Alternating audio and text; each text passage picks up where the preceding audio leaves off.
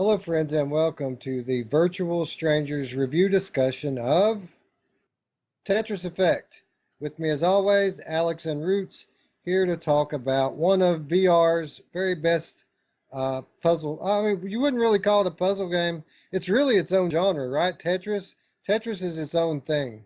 And this is the part of the video where I would explain to you what the game is, but I think we already kind of know what the game is. It's Tetris in VR. And some people may look at it as being just Tetris in VR, or somebody like me, the way I look at it, as it's Tetris, but it's in VR. And they take advantage of everything great about VR to make this really a memorable experience. Um, right off the top here, let's get the usual credits out of the way. This was released on the 9th of November 2018 as a PS4 exclusive. It's coming to us from Enhance and legendary game developer Tetsuya Mizuguchi, who also is well known for developing Res Infinite, amongst other things. This game came to PC last week exclusively on the Epic Games Store, July 23rd, 2019. On both stores, it retails for $39.99 US and $34.99 pounds. So we'll start with you, Alex. Again, I don't need you to really explain to me what this is. We all kind of know what this is, but give me your impressions of this game as a whole and what really stuck out about it to you. Yeah, it's first of all. Oh, in fact, it's showing now. Is this your footage, Wes? By the way, in the background, Uh, Probably. I don't know. because I know you spent. I think you spent about 6 minutes in the menu. So I was just thinking, it's not going to be very interesting for people to watch. But yeah, this is definitely it's a game that when it came out, they released a demo and people played the demo and they basically said that they didn't really get it and it wasn't particularly amazing and it's just Tetris and it's not got very good 3D, and I had loads of people kind of criticizing it, but I decided to wait until I got a chance to try it myself. I was really excited to try it when it came out on PC, and I think it's one of those games where you've got to put a bit of time into it. You've got to spend a bit of time. You've got to go through some of the levels. There's a few different modes, but the main mode is called Journey mode, and that mode is awesome. I absolutely loved it. It's like a career mode basically, where you go through, I think, 3 or 4 different levels, and they're classed as an area, and then it transforms as you get through. So you start off maybe on level 3, and then the music ramps up, and the level ramps up, and the speed ramps up, and as you're going along, there's just this. It's almost like VR where you can't really explain. It's really difficult to explain. You have to kind of feel it for yourself, and it's just everything's all so well integrated together. The visuals, the sound, the haptics and the controller, the level speed, the level speed itself. Like on a conventional game of Tetris, you go from kind of level 1 and you go 2 and you gradually gets faster until you die. This kind of fluctuates with the music, with the visuals. Sometimes you can start off and it might be a level 9 and then it'll drop to a level 3, or it might go from a level 3 all the way up to a 12 and then back down to a 7. And it just evolves with the visuals. It's also well integrated, that it's just something that you can't just get from just a 5-minute demo. You can't get from just watching someone play it. It's something that you have to experience for yourself.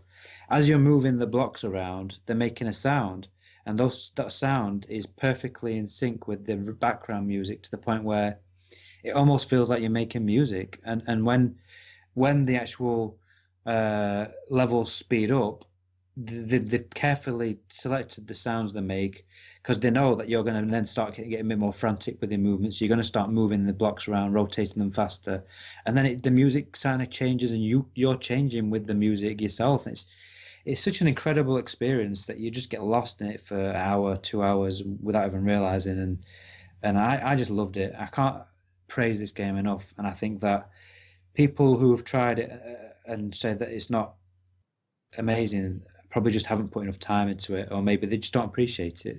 This sort of if you like Res Infinite and things like that, then I can't see why you wouldn't like this, because it's in the same vein of it's just so well balanced between the audio visual dynamic that it just works so well. Yeah, I think you nailed it there. What really sets this game apart from other games is the integration of all the different aspects, including the gameplay. It's the most artistic expression of Tetris that there possibly could be. Normally in a normal game review, we would break it down into graphics and sound and gameplay. But with this specific game, it's all the same. It all works together. You have these beautiful particle effects and graphical displays and these different scenes that are unfolding before you, and all the while you're trying to focus on the game behind it, or kind of sometimes the game is in with it, a part of it. But as you're playing the game affects the sound, and then the sound affects the visuals, which in turn affects the game, and it just loops, and it's just all works together like a Swiss watch. It's just very intricate and perfectly integrated with one another.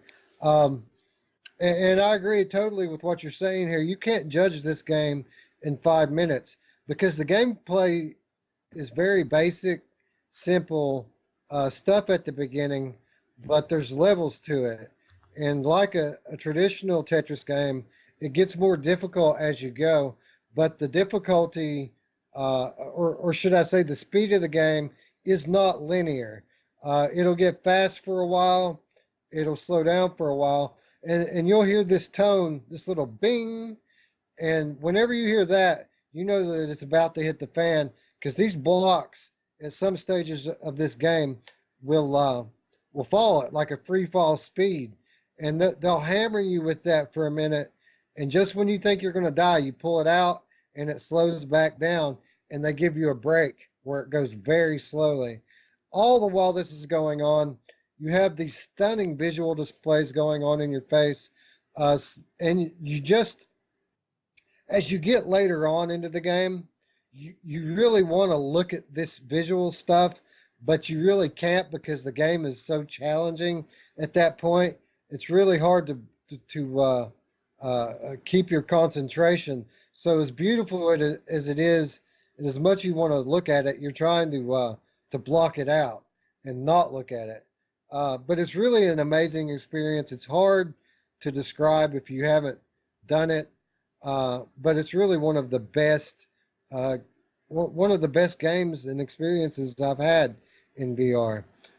Roots, give us your impressions. I know you had this one on PlayStation VR, and you thought so highly of it that you bought it a second time on PC. Is that correct? Yeah, and it didn't disappoint. I was going to go into this for 15-20 minutes just to check it out real quick, because we had all these other games we had to try for the show, and we wanted to talk about. And I came out like 2 hours later. I'd finished 3/4 of that campaign, and just the thing is the PC version is so amazing with the reason why I chose your clip, obviously I'm going to choose it, or didn't cut out the beginning area, is all those options. There's so many different options, and you clearly had it set to 200%. You had it on Epic. That's exactly how I had it. And even though I played through 95% of the campaign of this game on the PlayStation VR, I got to places where I was like, I didn't even feel like I'd seen the levels. It was that night and day. The fire scene and all this shit going on. And like you said, it's all distracting. You got all this music and haptics, and it is genius, beautiful, artistic. This guy spent, I believe I read, 7 years developing this game. I can tell it is one of the coolest, most visual things I've seen in VR. And on the PC version, I don't think anybody should hesitate, especially if you want to try it now. Don't hesitate, because it's on sale for another week and a half or week for $32 instead of 40. And that's what I picked it up for, and it's worth 40 to me. I said it before, but even now on the PC version, I'm that much more of a fanboy of this game, because I love Tetris to begin with anyway. But every single thing about this game, even the music, is amazing. So I think they nailed it. This is tear going down Anthony's cheek level of nailing it. So that's pretty much what I equate everything with is that moment in time. So yeah, they did a very good job on the PC version of this. I like to put it this way: it's largely the same experience that you're getting on PSVR. It's the same kind of wow factor, but the difference playing this on a high-end PC versus on a console, it's a real difference. The particle, the population of the particles is much heavier in this, and the clarity in the newer headsets is just on another level above anything that I've ever seen on PlayStation, to be honest. I would say personally, if you already have this on PSVR, I wouldn't personally recommend spending another $40 to get it again. But if you have both a PC VR and the PlayStation VR, and you have to pay a little extra to get the PC version, I absolutely 100% would recommend that, because it's a real difference. And like Ruth said, you experience these things on the PC, and it's like seeing it again for the first time. It's almost like a new experience in some of these levels. It's really, really awesome. So let's talk a little bit about replayability here. It's an expensive game, so obviously this is going to be something that you're not going to want to just drop $40 on and then be one and done with it. Alex, do you think you'll ever go back into this? You've completed the journey mode on it. There is another mode called the effect modes. Yeah, I did go into that mode, and there's quite a lot of different options. You've got like classic Tetris, so you can play with these backgrounds, just the old school Tetris way. There's I did one called Chill Marathon, which is a bit more relaxed, and you just have to get up to 150 lines. You can't actually die. If you go up to the top, it just resets back to the bottom. There's one where I think it's called Mystery or something, where it keeps throwing different things, like flips it and puts big size blocks in there and stuff. So there is a lot of replayability, and I think you might know more about this, Wes, but I think there's some sort of community share thing as well, which you can do. Is it Saturdays or something? Yeah, it happens every Saturday, and I'm not sure if it's exclusive to the platforms or if there's crossplay with it. But the way it works is the developers set goals. They assign everything like a point value. Like you might go into a chill marathon in the effect modes, and they'll give you X amount of points for completing it.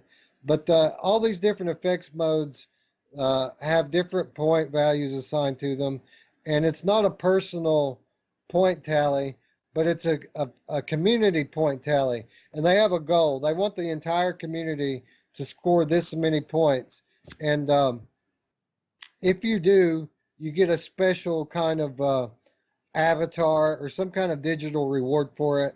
You also get personal rewards as you're going through it. So each time that you complete a community challenge and contribute to the whole, they'll give you a new avatar, in-game avatar, or something, some kind of digital reward will unlock for you. And it's just another way to create replayability within the game and build a community. And it's really a lot of fun, and the people who participate in it normally do so on a weekly basis. So that said, I think we've pretty much exhausted all that you can really say about There's a Tetris Effect? sorry, there's a couple of things I wanted to add. Just Okay. because, uh, like we said, it is difficult to kind of express what this game does and how it is. And I just wanted to give a little bit of information about some of the levels and what you can expect, because I was surprised by how great the level design were. And in the earlier levels, you do get time, like you said, towards the end of the like journey mode. It does get hectic to the point where you can't really you struggle to enjoy the visuals as much because it's all going on around you, but you have to really focus on the actual blocks. But in the earlier levels, you do get that bit of time. Sometimes it will speed up a bit, but there's times when it slows down and you can just let the blocks go down slowly and you can have a look around. And there's some really cool different levels that really take you different. Like there's one where you're actually in like a desert and there's like these camels walking across, and as you go through the level, they get to the different lines. It kind of moves you away a little bit further and a little bit further, and then the next minute it pulls you all the way out, and you're on the moon, and you're literally. It's not like well particle effects. It's literally a 3D model of the moon. You can see the Earth in the background. There's a little moon rover vehicle driving around in front of you. And there's also, if you're in the journey mode, you've got this thing where you've got like a meter, and you can press a button and you can stop time, and you can get extra points by making as many blocks as you can. And then like all the visuals change and the sound kind of gets muffled and stuff. And it's just I can't express to you how impressed I was with this game, and I just think that it gets certain people. I don't know if maybe they've only played the demo, or they've not played it at all. Just in their minds, all they think is, well, it's just Tetris with a, a visualizer in the background. And I think personally, it's a lot more than that. So let me. Yeah. Oh, sorry. I was just going to ask you, Alex. So do you really think that like your expectations of what the game was were just completely off because of those people, and like because I know you kind of expected that what it was, but like you. I think no, I didn't really let them influence me.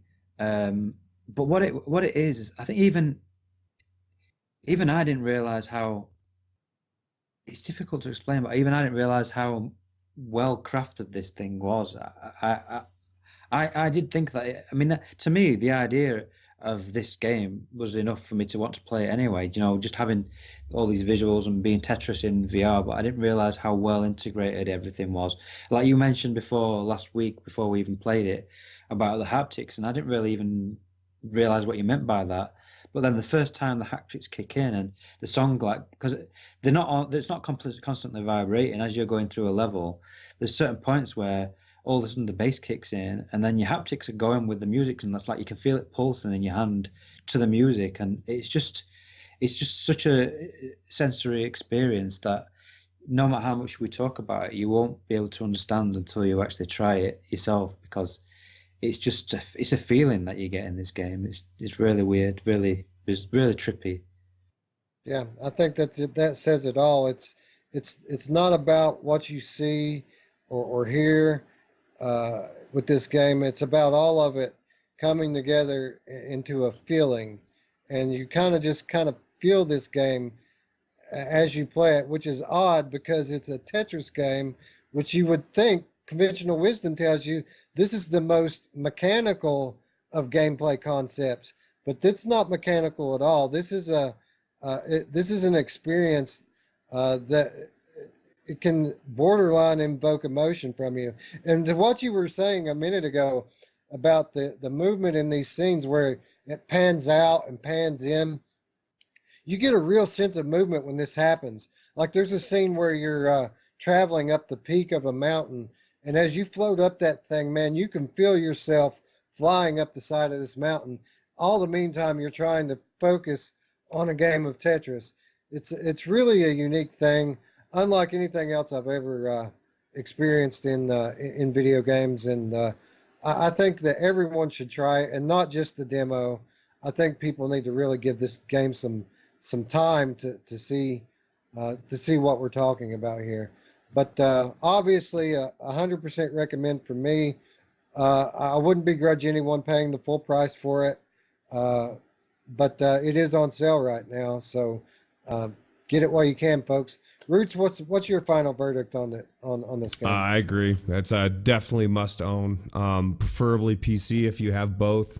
Like I was saying in between shows to them, I've got a PlayStation VR version that I can never see myself ever going into again because just how good this looked. And it's not a knock at the PlayStation version. It's just, like having a Big Mac versus like, a top end steak from a steakhouse, like, they're just they're night and day. And I thought the visuals were that good on the PC at 200% that, it just blew me away. I just kept thinking, wow, I cannot believe how good this looks. And I had already played through most of the game already. And that's what blows me away.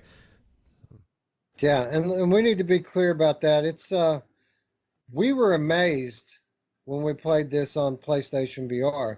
You can go back on our Sunday show where we talk about it. We loved it to begin with, but it's that much better on PC. And really, it's amazing how much of a difference the clarity makes, in addition to the extra visuals, because it's the same template. Each level is the same template, but it's populated so much more with the extra ability of the high-end graphics card. And again, anyone who's played this game on PSVR knows its strengths, and it's just that much more intense. So yeah, it's 100% recommend on either platform. But if you have a choice, even if it costs a little bit more, it's worth it to get this game on PC. All right, that said, anybody want to add anything else about this amazing experience? Nope. All right, so that's going to wrap up the Virtual Strangers review discussion of Tetris Effect. Do you agree? I'm sure some of you don't. Just leave your thoughts and opinions in the comments down below. And leave your thoughts and opinions to yourself. No, I mean everyone. Let us know what you think about this game. Are we off base here?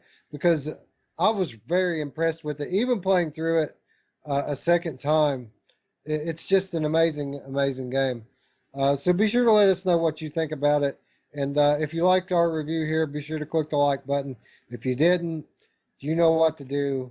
Yeah, thanks for watching, and we'll see you next time. Ciao. Bye-bye.